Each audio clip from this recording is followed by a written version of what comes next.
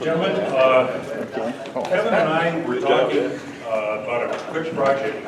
Today is May 6th, and Friday, of course, you know, is the 70th anniversary of VE Day, the German surrender. And I hope I got to everybody with a little note. And what Kevin and I would like to do is we would like to know what you guys were thinking 60 years ago, I'm sorry, 70 years ago today, when the German Reich was collapsing. What were your thoughts? You know that surrender was imminent, and we'd really like to know what you guys were thinking, let's say, 70 years ago. Not only the guys who fought in the European theater, but also you guys in the Pacific. When you heard this and you were reading about it, what were your thoughts? And again, we've got a program, Ruby Ridge. If you guys would think about that, and if you would just stay, Kevin's going to record your thoughts and so forth. We'd really like to know what you guys were thinking 70 years ago today, 2 days before the surrender. So thank you. Did I get everybody with the announcement?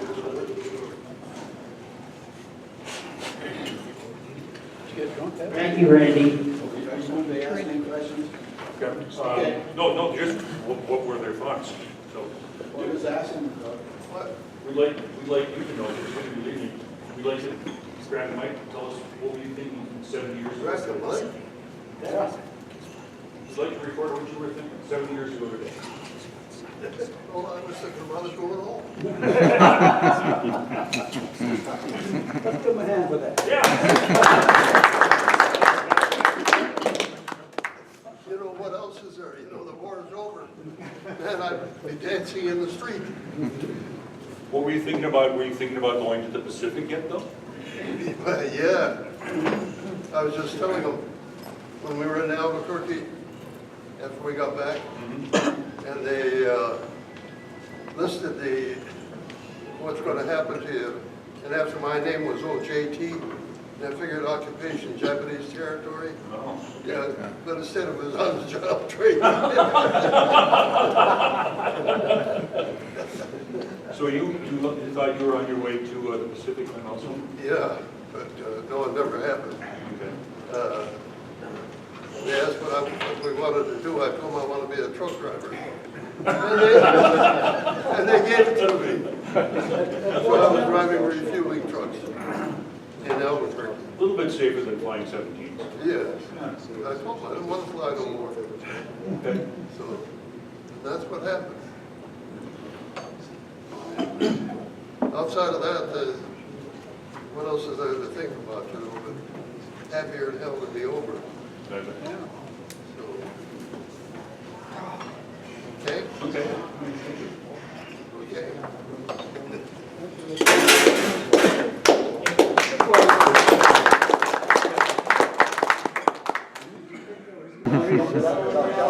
Gentlemen? Larry? Go ahead, Rick. Okay. April 24th, 1945, I was to fly mission. The 8th Air Force notified Pilsen, Czechoslovakia, that we were going to bomb the factory. Now there's 40,000 prisoners working in these factories. So they notified them that we were going to come and bomb the place, get the people out of there. I flew the mission. We lost 5 planes. That was April 24th, the last mission of the war. Going back to what happened on May 8th, I was still at the air base in England. We had water storage, and the guys screamed and hollered and went into the water. They got a hold of a bunch of flare guns, and they fired the flare gun on the haystacks and burned up all the haystacks. Of course, the Air Force had to pay for that aid. But anyway, everybody was excited about the war being over. on the 8th of June, we signed with, was it May 8th, we signed with Germany our agreement. The May 9th, we had stripped our plane of armament, and we flew to a P-38 base in Germany. The colonel asked us the next day, the 9th of May, would we like to go through Buchenwald? So we went through Buchenwald. It had been liberated, but a lot of prisoners were still there. They were skin and bone. Their arms were like a broom handle. There was bodies, it was cold still, and bodies laying out around the sheds. One of the sheds that I went through held 300 prisoners. Now, they had 3 commodes for that many people to use in the toilet. They slept in these. There would be kind of like bins, and there'd be 3 men in one of these bins and 3 more. Anyway, I got a booklet, but my mother gave it away. But the booklet said there was 300,000 people killed at this prison camp. Now, one thing that most people don't know, and a lot of you don't know, the commandant's wife, she was having them people make lampshades, so she would pick out the human bodies. 200 humans were picked, and their skin was removed, and lampshades were made. I don't know how many lampshades, but there was a lot of lampshades. She got the worst penalty when they came along with the NERM trials. Why, she got a long prison term. She never got killed, put away or anything. She did get a long prison camp. So those are the things I remember around May 8th and afterwards. I only flew 26 missions when the war ended, thank goodness. I would have had to fly 35 total. And I was getting to the point where I was kind of nervous every time I flew. Ray, Yep. were you concerned now about going to fight in the Pacific? We knew they were taking guys for the Pacific, but right away they got me ready. I didn't stay long in Germany at the air base. And my crew flew back, and they put us on the list right away to go home on the Queen Mary. But it took a long time before we got on the Queen Mary. So I didn't get home until about the 5th of September. So all I did that period of time is eat steaks. We got everything we wanted. Right? Yep. At that stage of the war, the last 5 aircraft you lost, was that by flak or fighters? I would say flak. Most of my fighters that were shooting at us in my 26th mission were 262 jets, most of them. I flew 2 missions to Berlin, Hamburg, Kiel, Bremen, and most of them were jets, very fast, 550 miles. Our P-51s could move about 435 miles an hour. I saw a jet shoot down a B-17 on a mission, and a P-51 dove on the jet and shot the jet down. Anyway, I was elected again. Thank you, Ray.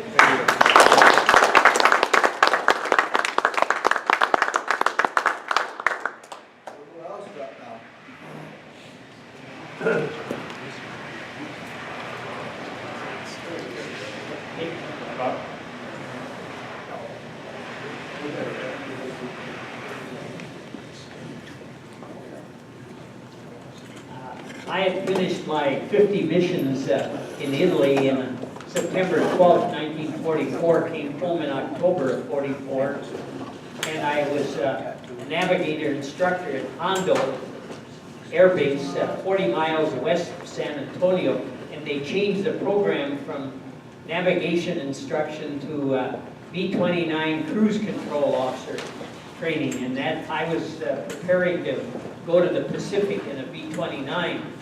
But it was a happy day when we knew that the Germans had surrendered, and there was a lot of dancing in the street. We went into San Antonio, and it was just mayhem in the streets. But there was no demonstrations of any kind that were destructive. They didn't do anything to break up anything, but people were just happy. Women were kissing men, men were kissing women, and it was just a great time. And people were happy that that part of the war was over. I was happy for that, but I was thinking about what's going to happen in the next month or so when we have to go to bomb Japan. But fortunately for me and a lot of others, President Truman made that gutsy decision to drop the atom bomb, and that ended the war in the Pacific. Vince, go to the next.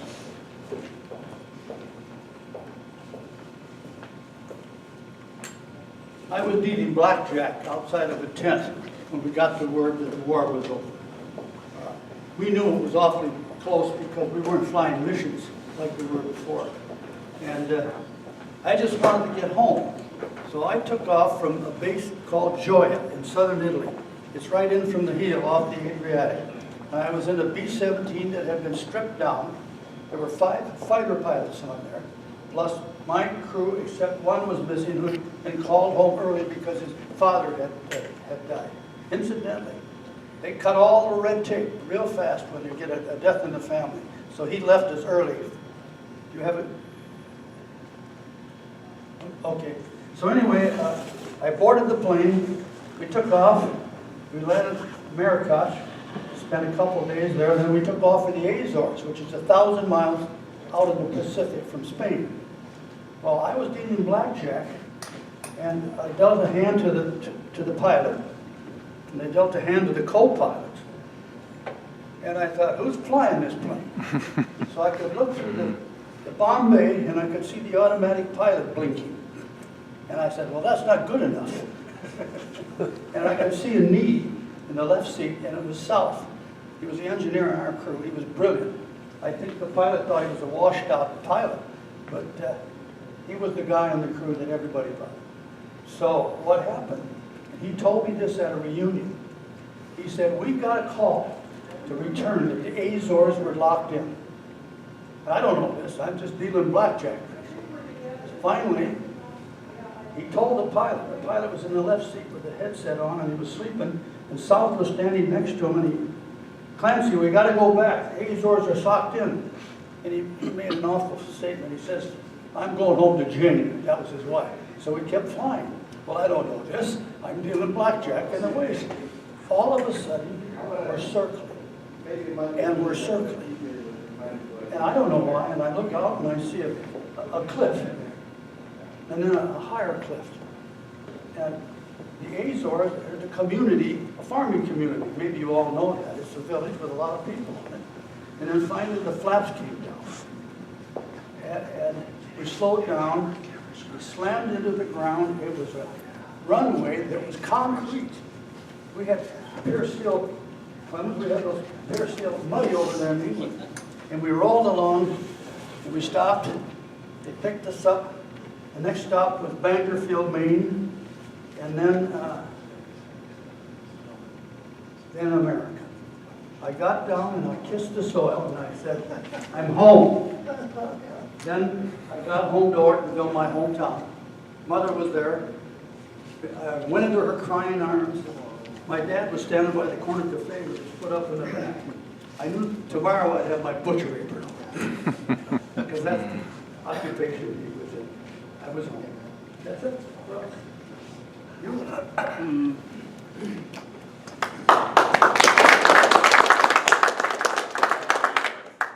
don't really have much to add. I was in training at the Naval Air Station in Norman, Oklahoma, and we were anxious to get out to the Pacific. If you can imagine, we were sort of a gung-ho group, and we were hoping that we could get out there before the war was over. We had been training all this time and wanted to put our training to some kind of use. And hoping we could get out there while things were still going on in the Pacific. But it didn't work out that way. We were very fortunate. Harry Truman dropping the bomb, and I think that people that criticized, Harry for dropping that bomb nowadays, they weren't around. They weren't around back in 1945. They didn't really know the way things were, and we would have lost probably 1 million casualties if we'd had to go ahead and invade Japan. And I guess maybe they don't realize that, but at any rate, we were thankful that they did drop the bomb. Okay. Jim, go ahead.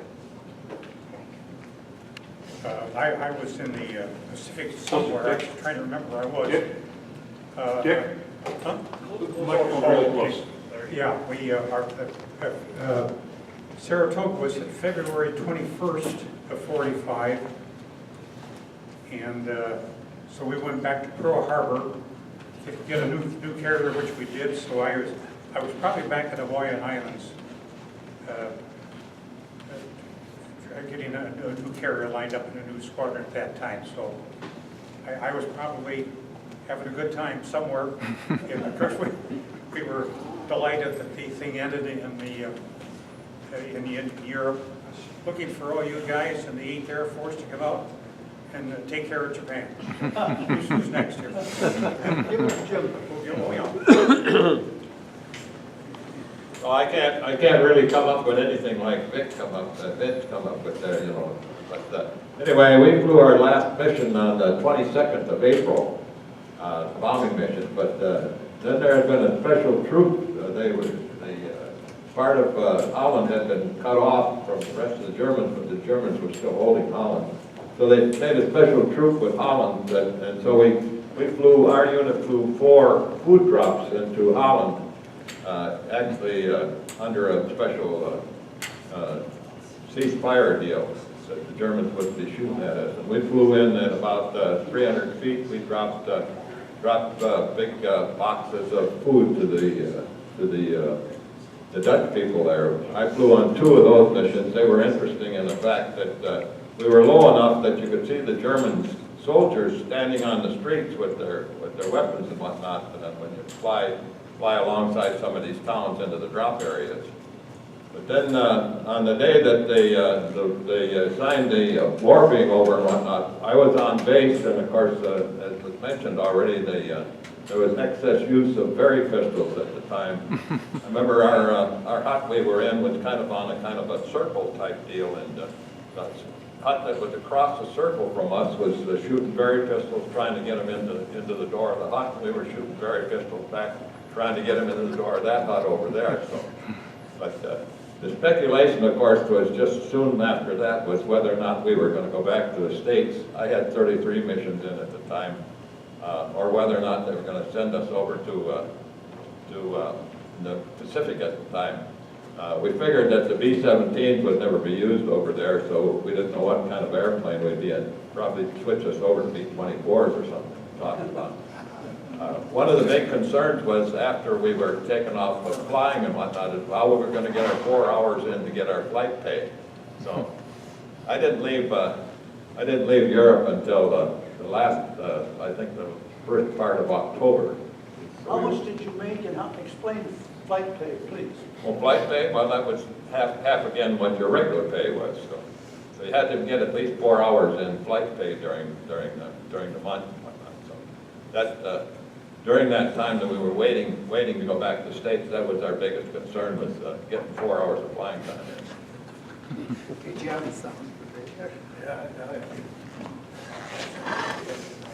A little different approach. When the war in Germany ended, I was in high school. I was 17 years old. And I remember talking to my history teacher, who was very knowledgeable. He said the war in the Pacific would last at least until 1946, maybe even 1947. So a buddy of mine, we were in northern Wisconsin, we went down to Chicago, did a job in a defense plant. High wages, about $1 an hour. Then I went to Detroit and joined the CAP and got my pilot's license. That was my remembrance of the end of the war. I want to say that I was a flight engineer, and my pay was, with flight pay and overseas, $214, which was quite a bit of money. I spent it all on women in London, buying them leather purses, leather shoes, taking them out to dinner, but I never took them, any of them, to bed. And so that was what I got for pay. Do you lie about other things? I tell the truth, boy. He's 17 here. We're gonna see. Who's next? There, right over there. Now you lie to the bit. We got the word in England that the war was over, and they said you have leave to go into Norwich, which is 12 miles away, and there's a bus there. There was a bus there, and we got permission to go into Norwich. And so we went in there, and all the bars were open. Doors were wide open, guys were going in and out, and the women and guys were climbing the telephone lights, and they were hanging violin bitters out, and I said, "Yike, got a violin bitters for you," and my buddy's getting 10 more, and he'll deliver it, and it was just wild. The women were dancing, like Ray said, we were dancing in the street with them. Then we got to fly our own B-24 home, and we left Valley, Wales at 1 o'clock in the morning, and I was a navigator, so I really had a lot of work because there's no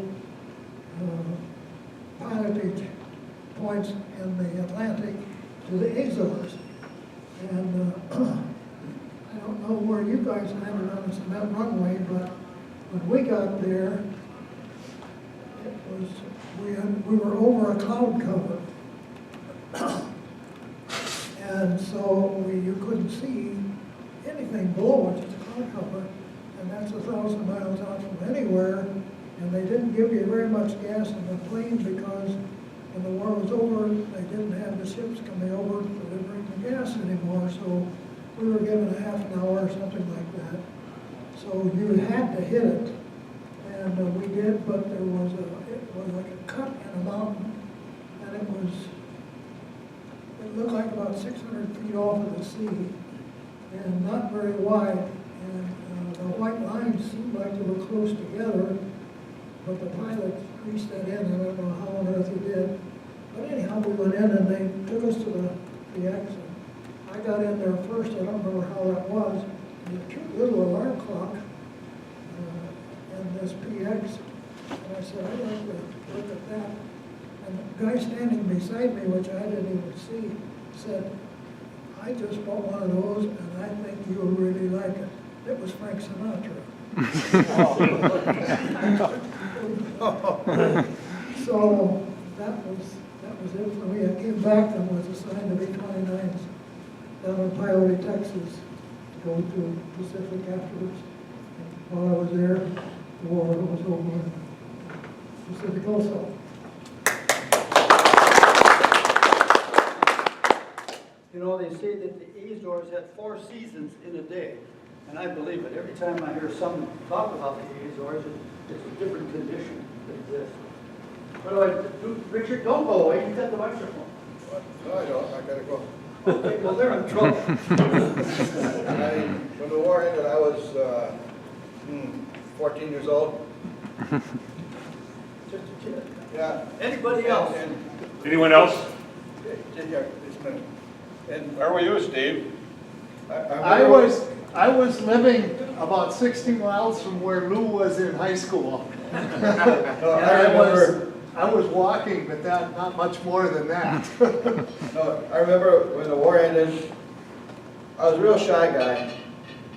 And we always had, you know, hand-me-down clothes and stuff like that. And I remember I was down in West Duluth watching all the people celebrate, and I was standing up against the wall all the time because I had my seam was split in the back of my pants. When the war was over, I came home and put it behind me. I found a job. I found a sweetheart. I found a preacher. I got married. I had a family, and I did it in that order, as strange as it seems. They don't do it that way. Then I grew up in a free country. A little bit of my own making. And now I'm old. And I got a story locked inside. And that's the way it works. All these veterans, when they come home, they just forget it. Waiting for somebody to touch it. One day my granddaughter said to me, "Grandpa, did you know Grandma when you were in the war?" I said, "No." "Were you afraid when you were in the war?" And that opened the door. And that's what happened to most of you guys. You grow up, you're old, but get it out. Let the world know about it. Ray talked about, I went over a target called Bleckhammer.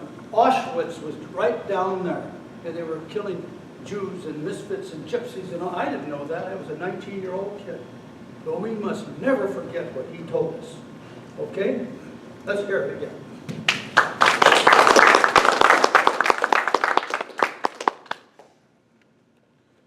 Thank you, guys. April 20th, I went out to Fort Snelling to see Larry's grave. And April 20th, I've been planning to do this for a while. April 20th was Larry's last combat mission. And I just wanted to go out and I took some pictures and just spent some time out there. And I was talking to Jim Rasmussen and Dick Van Glenn, the guys over there, and we're needling each other. And I made the comment about we needle each other back and forth. And I'd just like to tell you once again how I feel about you guys. And I've said this before, and I'll say it again. I said it at I've said it at funerals before. But when I joined this organization, I mean, I've been a World War II history buff since I was 5. And I remember Walter Cronkite talking about the 10th anniversary of the Battle of the Bulge. And when Larry Bachman let me know about this organization, I thought, yeah, I get to hear all the war stories. And what happened was when Mac McCullum passed away, I didn't know he passed away. His funeral was on a Wednesday. And I found out that, that Mac was being buried that day. And I remember I went back into a room, got the television set, I went back into the back room down at the Legion Post, and I spent about 10 minutes crying. And you guys know, Mac never really told his story. And I thought for a moment, I'll never hear Mac's story. But it occurred to me at that point, it doesn't make any difference anymore to me. And that I just get to have lunch with you guys. And I thought, in the 6 years that I've been a member of the 8th Air Force Historical Society, I had changed. I mean, I just get to hang out with you guys. And I was talking to Jim, and I said, and you guys let me have lunch with you, you let me join your organization. I said, you give me the needle and the barb. I said, and I consider that a high compliment. You let me call you by your first name when I was brought up to call you Mr. Rasmussen and Mr. Mann and Mr. Frober, but now I get to call you by your first name. But you guys, you know, I owe you guys a debt I can never, ever repay. And I cannot imagine what bombing missions are like. I can't imagine that you go back and you do it again and again and again. I have no concept of what that's like. So, but I owe you a debt that said I can't even afford the down payment on the interest that I owe you guys. So I want to thank you so much. I want to thank you for letting me join this organization. Thank you for your stories. And Vince Barker was right. I think you guys shared stuff with guys like Kevin and me that your families never heard. And you came back and you made life and you gave me the greatest country the world has ever known. So thank you very much.